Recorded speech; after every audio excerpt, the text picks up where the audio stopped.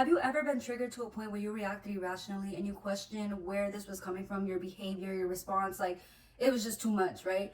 This is likely because you have an unhealed childhood wound. This is the part of you that didn't get that comfort, safety, love, validation that you needed growing up. And so now you walk around with this mask, but in reality, you are covered with open wounds from your childhood. And so you walk around as if everything is fine because this happened so long ago, right? But the minute that something so small happens, that wound opens, okay? Because you are poisoned with insecurities, fears, self-doubts, limiting beliefs because of your upbringing. The way that we were talked to, confronted, and ignored growing up as children is the way that we treat ourselves.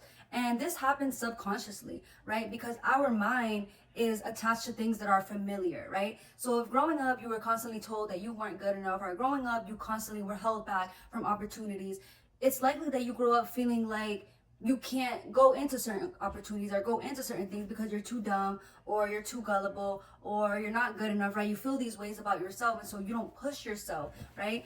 And you doubt yourself. And the reason you doubt yourself is because you never had that person to be there for you, to cheer you on, to push you, to show you, that it's okay, right? You're only taught to limit yourself and dim your own light. For example, if as a child you were shamed for crying, it's likely that now as an adult you suppress your emotions and you probably feel guilty for having emotions. You probably feel like it's wrong to have emotions because growing up, every time that you cried, you were told to be quiet, you were told it wasn't that serious, you were told that, men don't cry. Like there's a lot of things that are said to us.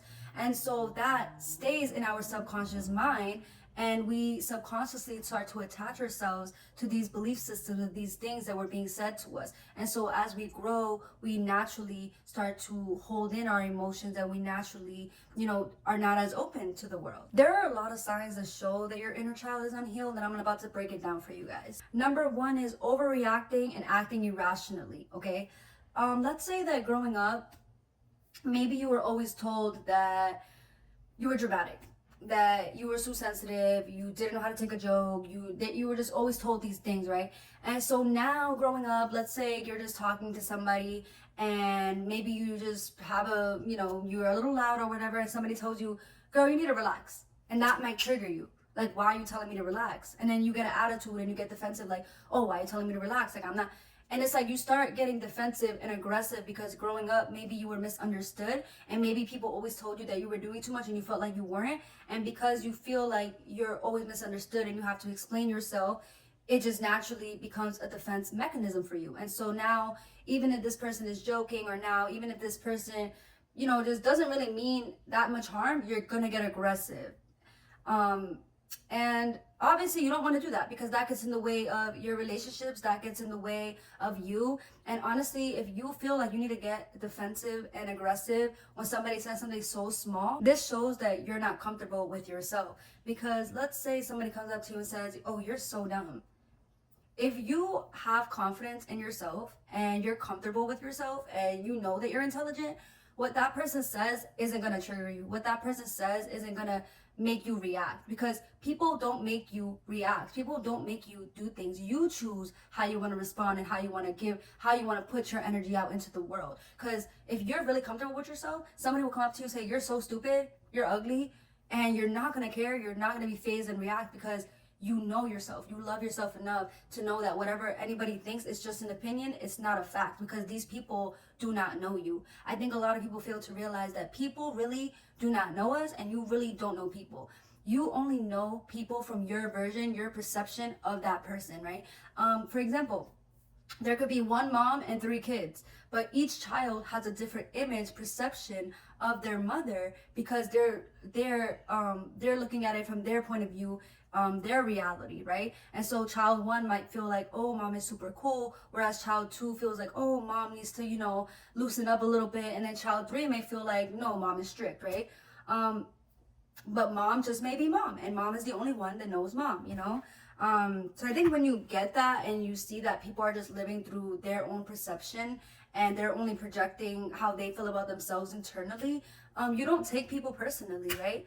So yeah, if you're overreacting emotionally to the smallest things, your inner child is not healed. Another thing is people pleasing. People pleasing and avoiding conflict. This is such a big thing that so many of us miss. let's say you grew up having to walk on eggshells, right? Because, I don't want to say this because mom's gonna yell, or I don't want to say this because dad's gonna, start arguing, and mom, and you know what I mean? And so naturally, we start to kind of do more than we need to, or feel like we need to do more just to kind of keep peace and keep things from happening, because maybe in the back of our mind we already feel like, oh well, if I say this is going to trigger mom, and then mom and dad are going to fight, and I don't want that, so let me not say this, or let me not do this, right? And so many of us also, we feel like we have to people please just to be liked, right? Because maybe growing up, you were the black sheep, and you had a sibling who did everything right and got good grades and got everything they wanted, and was just always told how the parents were so proud of them, and maybe you didn't get that, so you started feeling like you had to keep up with that, and you started kind of just becoming a perfectionist. And you became a perfectionist because you feared judgment, you feared rejection, you feared abandonment, and over time this becomes a part of your personality, and then you go out into the world and you start being a people pleaser to your friends, to your partners, and this creates unhealthy relationships, because then it's like you're giving more than you could ever give, and those people start to kind of depend on you to be the one that's always just going to be available all the time. Next is, you may feel unworthy or not good enough. This kind of ties back to what I was saying about like how maybe growing up you had siblings that maybe got better grades than you, or maybe were a little more respectful than you, or more quieter than you, and so you were always scolded, or you were always told, that why can't you be more like this. You were always compared, and because of the comparison, and because the way you were talked to growing up, you grow up feeling like you're unworthy, or feeling like you're too much, or you're too little, or you need to do more, you need to do less, right? You don't really know yourself, because you again attach yourself to what your mom expects of you, what your dad wants of you, what your friends, your teachers want of you, and it pulls you away from just knowing yourself and feeling confident about yourself, because you weren't really given and offered those opportunities to sit down and have talks about your emotions, or sit down and express yourself, and so you feel unworthy. And lastly, this is my last point, is like, you'll know you have an unhealed childhood wound if you lack trust in other people. And this is probably because growing up, the love that you received was very conditional. Maybe growing up you were only given more, or appreciated more, or how do I say, you were likely acknowledged more and complimented more and just put out there more when you actually did something that made your parents look good, right? Maybe, they always bullied you about your grades, or bullied you about not being smart. Maybe they talked to other family members about how, oh, you're doing so bad in school, and your brother's doing so much better, and your sister's, in college, and da, da, da. And then for you, maybe you never did that, right? Maybe you didn't have all the best grades, but then the moment you graduate, your parents are, putting you on Instagram and calling you the best daughter and calling you the most beautiful. But when you were actually struggling, they were just talking down on you. So it's almost like they, want to kind of nitpick at you, but the moment that you come with this award, it's like they glorify you just for being good. So that's why, we start to struggle with like love and consistency, and just feeling our greatest self, right? And this is where a lot of insecurities stem from, like your childhood, growing up. Insecurities, low self-esteem, limiting beliefs, things like that start to come up, and you start to develop certain habits and certain ways of thinking about yourself, which is very negative, and you don't want to live with a negative mind. So I'm going to show you guys how to start healing your inner child, and number one is definitely start developing a sense of awareness. All right, self-awareness is going to get you so far. And the way to start developing self-awareness is practicing mindfulness and stillness. Because when you practice being present with yourself, and just, meditating and grounding yourself, you're getting to know yourself. And as you get to know yourself, you get to recognize your own thoughts, right? And you start realizing that not every thought belongs to you, and you start to become the observer of your thoughts, and you start being mindful and thinking about the ways you think about yourself. Maybe writing down on a piece of paper, like, how do I think about myself, right? What are my talents? What are my skills? If you feel like you can't write anything or not enough, then find ways to start feeling enough. Find ways to start feeling better about yourself. And through doing that, you start like kind of recognizing when your inner child is activated, because maybe you'll start thinking about when you feel the most at peace, and then you'll think about when you don't feel at peace. Maybe you don't feel at peace when you're around loud people. For me, like growing up, I grew up like my uncles were very like they were alcoholics, they were very loud. And so I was always like in family events, parties around like a lot of loudness. And so ever since like finding my peace and like just grounding myself more, now whenever I'm just around people that are just loud and chaotic, it kind of just makes me just want to be away a little bit. I kind of get a little anxious, and it's because it kind of brings me back to my childhood and just the way I was spoken to. And I don't really like being around people that drink or just, you know, are just super loud and stuff. And I recognize that that's my inner child, you know, coming out. Anytime that I start being shy or maybe I don't want to talk, it's because my inner child. I have a habit of like getting shy around a lot of people. Another way to heal your inner child is to allow yourself to be expressive, allow yourself to feel. Like if you need to walk away for a little bit, if you need to go into the next room and cry, like allow yourself to do that. Know that emotions are energy in motion, and you deserve to express yourself. You deserve to like let those emotions flow through your body. This is going to help you just with healing yourself and just not having any blockages, because when you're suppressing your emotions, you're creating energetic blockages, and that's blocking you from receiving abundance and blessings and miracles and just calling those things in, because you're literally holding on to so much trauma and pain and doubt and fear. Allow yourself to feel. When you start to allow yourself to like cry and write letters to yourself and journal, it's like you're allowing your inner child to be seen. And this is what you want. You want your inner child to be, you know, feel safe enough to just be seen. Another thing to start doing is start doing things to connect with your inner child. Like things that you love doing as a child, start doing it as an adult. Because even like for me, I didn't even realize until I started doing this. I started like painting and drawing to tap into my inner child. And I realized that I was like actually a good artist, like when I actually put my work into it.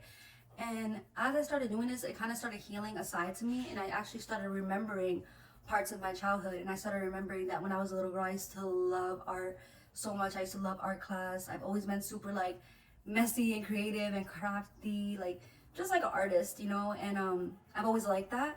And even with YouTube, even when I started filming and like making videos and stuff, it would allow me to tap into my inner child, because again, I've always been super creative, and I think that I've never really showcased that side of me, just because I was so busy living in survival, like being in survival mode as a child, and like just always like worrying about different things or thinking about different things, that I kind of pulled away from that.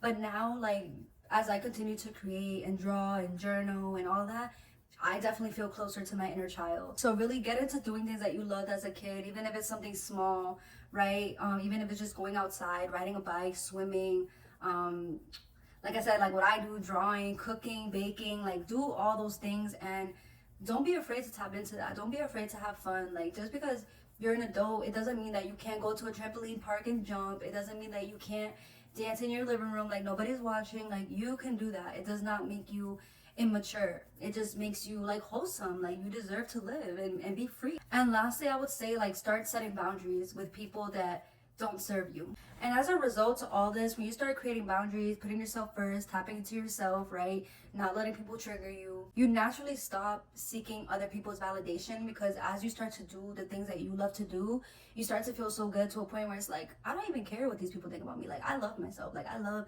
being creative. I love coming on here. There's probably people right now, even now, for me personally, who are probably watching my videos, laughing at me, making fun of me, probably doubting me, saying I'm never gonna make it, but I love doing it.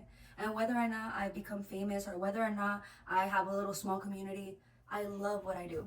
And I don't care what people think. Why? Because I've gotten comfortable with myself, because I know myself, because I've learned what triggers me, what doesn't. I've learned what works for me and what doesn't. And I'm okay with that. I'm okay with, you know, being who I am, even if it means I have to walk alone on this earth. And that's really the goal, guys. I started recognizing that in doing these things, I started responding calmly rather than reacting, because I know that me reacting is just me giving away my power. And a lot of the times people find satisfaction in getting a negative reaction out of you, right? A lot of the times people want you to react so they can have an excuse to keep labeling you and to keep calling you crazy, or keep having excuses to add to their narrative, their story. Don't give them that. You know what I mean? It's like, you're living your life, you're doing your thing, and no person and no energy, nothing in this world has the power to get in the way of you and what is made for you. So keep shining your light and just being you unapologetically. This is gonna allow you to feel lighter and more aligned with yourself, your goals, your purpose. Like you're gonna know what's for you, because you're not looking externally to see, oh, is this person gonna be okay with this, or is this person gonna like this? It doesn't matter what people think. It matters what you think, how you feel, because at the end of the day, you came into this world alone. You're gonna die alone. You're gonna leave this earth alone. So you might as well leave this earth with like leaving your name as a legacy, becoming the greatest version of you, doing things that scare most people, putting yourself out there. It's better to like go through life and think, I'm so grateful I tried that, rather than thinking, damn, I wish I would have done more. This, like, and in doing this too, like, you literally just become your own safe place. Like, you just don't care what people think about you anymore. I think that's really the goal of healing your inner child, because healing isn't just about, it's not becoming somebody entirely new. It's becoming that person that you were before life told you who to be, before the trauma, before the judgment, before the bullying, before the pain. Like, you were this light, you were free. When you look at a child, they're free, they're open, they don't care about what anybody thinks. It's not until we get older that we start getting fed fear and negative illusions and being told like, oh, this is impossible because it doesn't happen to a lot of people. Just because something doesn't happen to a lot of people doesn't mean that it can't happen to you, right? So stop like keeping yourself stuck in this box or this reality of, oh, this is just how it is, we grew up in this way, so whatever. People think like, oh, when you want more for yourself, it's you forgetting where you came from. Bro, you're not forgetting where you came from, but you know you deserve better. You know you deserve better. Everybody deserves better. Even the people that hate on you, even the people that are miserable, they deserve better. They just don't know they deserve better, and that's why they project that misery onto you. Like, people literally just project their own insecurities onto people, especially people like you that want to shine their light. And that's all I gotta say to this video. Like, if you're looking to like heal your inner child, tap into yourself, find yourself, it's all about creating your own safe place. It's all about reparenting yourself. And yeah, if you guys have any other questions, or you guys want me to make a part 2 to this video, maybe go a little deeper, definitely let me know. These are just some of the things that I've done to implement like more healing into my life, tapping into that, you know, part of me that just loves and is happy and free. And that's what I want for all of us. So thank you so much for watching this video. Again, if you guys are new here, I'm Danny. Make sure you guys are subscribed. And yeah, see you guys in the next video.